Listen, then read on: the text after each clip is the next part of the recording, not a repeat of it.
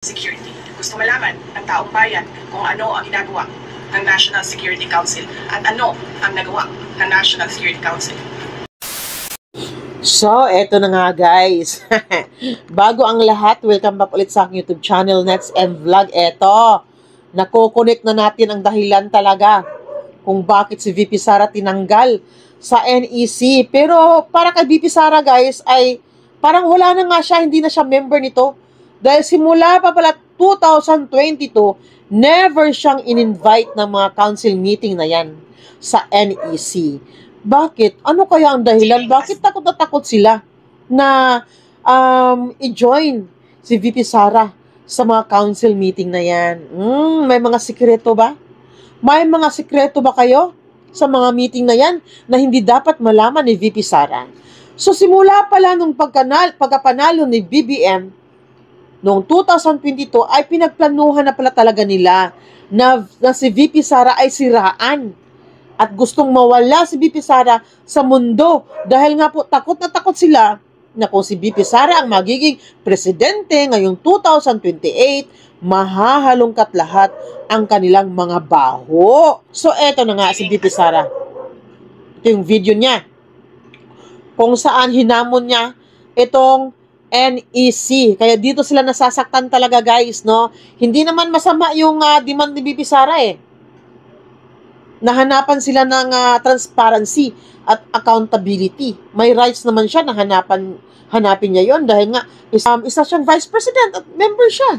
Diba? Sa NEC na yan. Siya, bakit since July or June ba yun? June 30? Hindi mo na siyang inimbitahan. So, dyan pa lang, magdududa ka na talaga na may mga meeting talaga sila na mga kalokohan or kabulastugan na hindi dapat malaman ni VP Sara. So, ito na. Papanood ko sa inyo to guys, no? Kung paano hinamon ni VP Sara itong NEC. Giving a single notice of meeting since 30 June 2022. Therefore, I request the NSA to please send to me the notarized minutes of all meetings conducted by the Council from 30 June 2022. Oh, June 30 pala. All there is any. I want to review what the Council has accomplished so far in terms of policies and recommendations for national security. Gusto malaman ng taong bayan kung ano ang ginagawa ng National Security Council at ano ang nagawa ng National Security Council. Moreover, please submit within 24 hours an explanation in writing with legal basis bakit hindi na member ang Vice President sa National Security Council or bakit hindi ako nakakatanggap ng invitation ng meeting. Whichever is applicable. And finally, I urge all the National Security Council members and the Filipino people to demand transparency and accountability from the personnel of the National Security Council. Shukran. Diba? Ganyan sila katraidor. Guys, matapos nila gamitin ito, gusto nila si VP Sara na mawala sa mundo or magurgor or ma-erase, no? Dito sa Pilipinas. Dahil nga itong si VP Sara, alam nila na hindi ito corrupt. Tapos binabaliktad pa nila ngayon na si VP Sara daw ay inday lustay at corrupt. Diba? Yan po ang pinapalabas nila ngayon sa mga balita na si VP Sara ay corrupt. Lagi lang dinadahilan yung mga confidential fund, tapos yung mga confidential fund ni BBM na bilyon-bilyon. Pati dyan sa kamera, wala, tahimik sila. Si VP Sara lang talagang kanilang tinitira ngayon dahil nga takot na takot nga sila. No? Gusto nilang masira ito dahil natatakot nga sila na pag once magiging presidente na ito, sigurado mahahalongkat yung mga ginagawa nilang illegal. So, ito yung babala ni Maharlika ngayon guys na itong si VP Sara pinag-iingat dahil may nagsabi nga po sa kanya na isang source na legit na itong si VP Sara ay pinagplanuhan ng gorgoren. Ito, pakinggan natin ang video ito. According sa ating source, breaking news. Gusto ni Lisa Tanas, gusto ng Bangag Administration na i-assassinate si Inday Sara. O, di ba? Breaking news.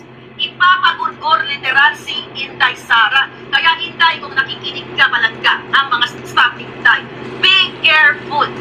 Dapat mamaya ko na to sabihin. Kasi ang ganda, ayoko masira yung natin, ang ganda tatanghaling queen si Inday. connection. Dahil nakikita nilang may nagsasalita na sa kay Inday. You guys, people from all over the world, what do you call it, OFW, immigrants, whoever you are, sabayan natin to. Ang January 13 event dyan sa Pilipinas. Kung meron ditong taga-LA, Southern California, i-comment nyo dyan, mag-email kayo sa akin. Kung gusto nyo, mag-gather tayo, depende kung ilan tayo, sabayan natin to. To show support, not for Inday Sara, but to show support to the whole world, to the whole Filipino, sa buong Pilipinas, sa lahat ng Pilipino, na ang bangag na ito gugurgurin. At itong breaking news nito, Inday, breaking news, ipapagurgur ka. Dahil hindi na nila kaya, ayaw nilang maupo ka, dahil masisilip lahat yung mga pinag-usapan natin dito. Andyan ang isang mga expose ni Atty. Vic Rodriguez. Nandito lahat, kung may libro kayong ganito, yun ang mababasa nyo lahat yan. Samot-sari, hindi na kaya ni Bangag. Nabubuat na siya, kaya nga pumausap siya ng ambassador. At itong mga taong, mga negosyante na nakakausap ko, na hindi nakakadikit kila Bangag, pinagsisikil sila. Tinatakot sila the moment na may nakitang posting. Actually, nasabi ko na to, kunyari si business owner A, mag-post ng laban kay Marcos, papasilip agad, ipapatrace nila kung sino itong personalidad na ito, papasilip nila sa BIR at kung ano pa tatanda ng fabricated cases, crime, or whatsoever.